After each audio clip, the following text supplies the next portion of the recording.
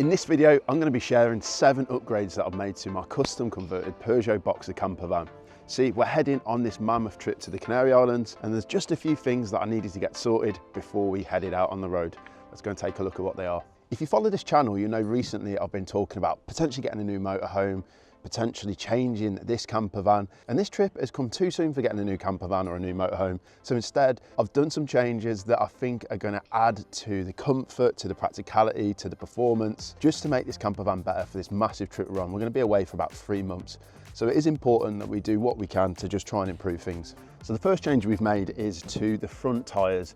Now, when we first had the van built, we put on the Territora Devante tyres, which were all-terrain, and I don't really have a bad word to say about them. But I think just for the aesthetic and the performance and the credibility, we went with the BF Goodrich, which again were all-terrain tyres. Now, a lot of people question whether you should go all-terrain. Obviously, this isn't an off-road vehicle. Does the all-terrain actually offer much in terms of mud, snow, ice? Well, it actually allows us to drive in places where winter tyres are required when there are certain snow restrictions in place. In terms of the practicality, a lot of people would suggest that using an all-terrain tyre is going to be quite noisy when you're driving. Because we've always had all-terrain tyres fitted, we don't really notice a difference. And if you've got a decent radio or Bluetooth system with some kind of speakers to cover up the noise, you'll be absolutely fine. So we had these fitted by a local place near us in Staffordshire. I think they're called Diamond Tyres, really friendly, really good service, and they cost us £220 each, including fitting. So £440 in total for the front 2.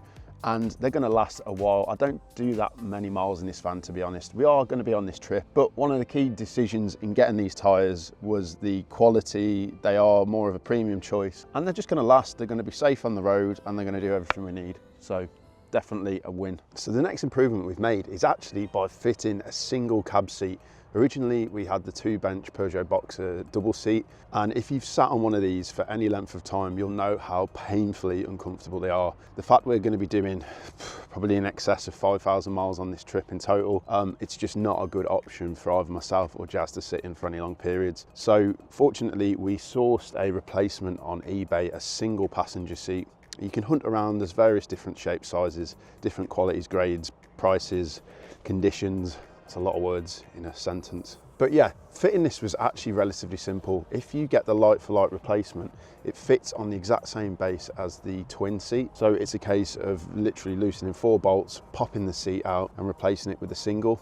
And what having a single does, actually allows you to move the chair forward and backward. It allows you to recline. There's actually an armrest and all that good stuff that's going to make just a lot more difference on long drives. So for example, we've just made it over to France and we're going to be doing a 4-hour drive today.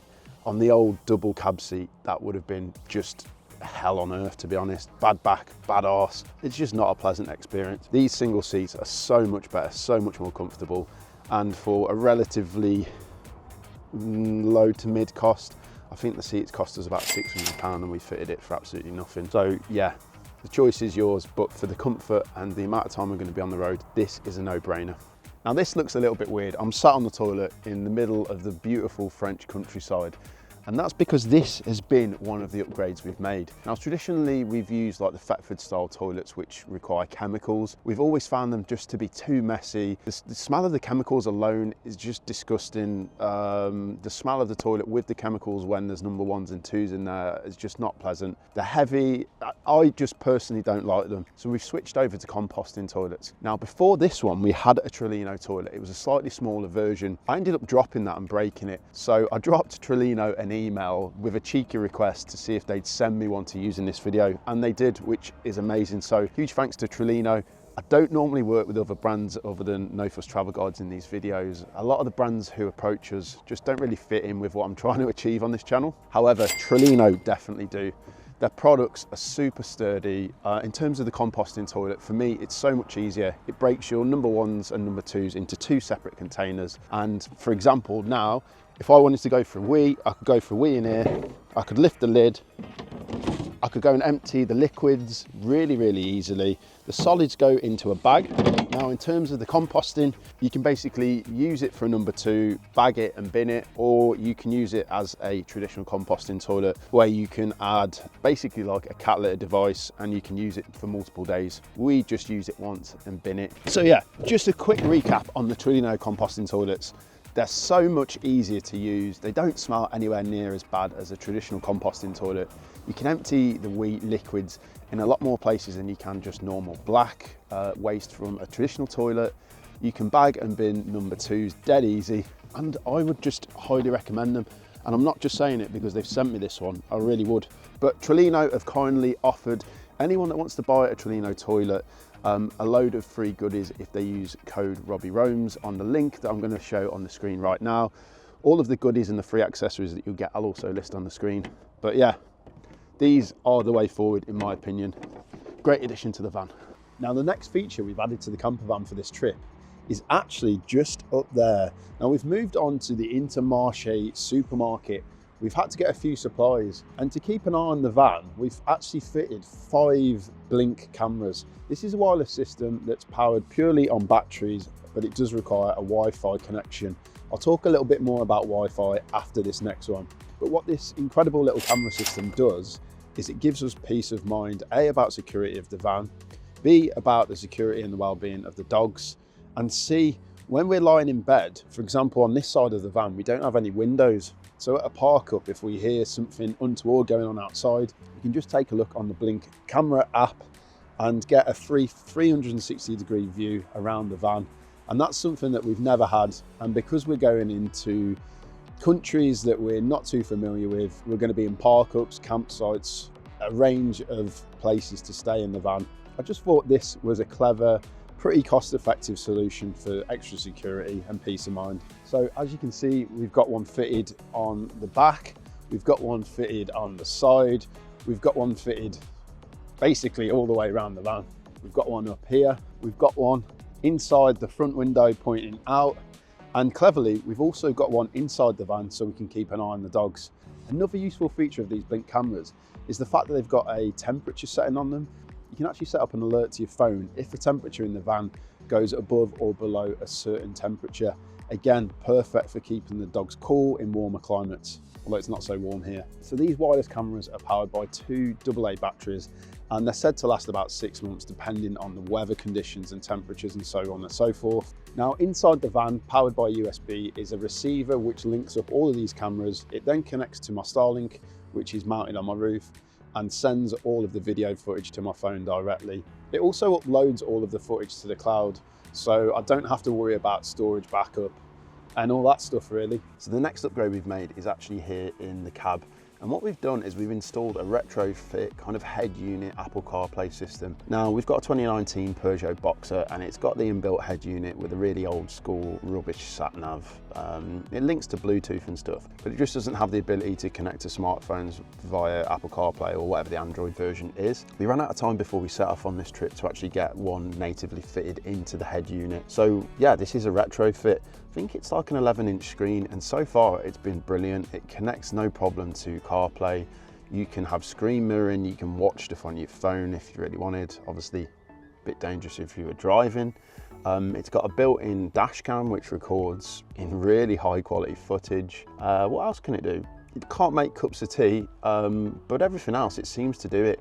I think it cost us around £100 from Amazon, and I will leave the link in the description below. But yeah, I think this has been a massive win for us. Just having navigation instead of using your phone in the corner of a screen and you're kind of looking off center, having this center with a nice bright display, it just makes it so clear on where we need to navigate to. We can control all of our music when we're on the road. And for £100, we can use this in any other vehicle. We can just unplug it, move it, and transfer it over. So it seems a no-brainer, to be honest. So the penultimate upgrade slash feature that I've added to the camper van for this trip. And for me, this is the most appropriate, the most applicable, the most useful one to me. It's actually mounting my Starlink, the 12-volt version, onto the roof permanently. Now this is something I've actually done myself, and if anybody knows me personally, they'll know that I've got 2 left hands, DIY, fit in a shelf, anything like that is just not my domain. Put me on a computer and I'll probably outclass anybody. Is that even the same? I don't know. I'm just awful at DIY. I'm awful at using my hands, but I've actually managed to fit this. Now, let me get one thing straight. It is a magnetic mounting kit and it fits onto the roof, as you would have just seen. By the way, I need to give the roof a good clean because it looks minging up there. Having the Starlink permanently mounted on the roof with a constant supply of power has been a game changer for this trip. So before, I used to just chuck the Starlink onto the roof. I used to pass the power cable out of the window up onto the roof. I've driven off multiple times with the Starlink on the roof and it's fallen off, it's cracked, it's damaged. I even lost one last time I was in France driving down the motorway. So this is a permanent solution. Now, if you've got your own Starlink and you're wondering how to power it constantly using 12-volt battery rather than a 230-volt feed, I've basically got this adapter which ups the voltage from 24 up to 48. It's by RV Mounts, I think the company's called. I'll put a link in the description. And it basically means that I can power the Starlink using the 12-volt lithium battery setup that I've got in my van. I've also fitted a switch just underneath the bed by the pillow next to my head, so I can turn it off at night if I need to. And yeah, just a big game changer for me. I'm a techie guy. I've got drones, laptops. I need to constantly be having internet to get this job done.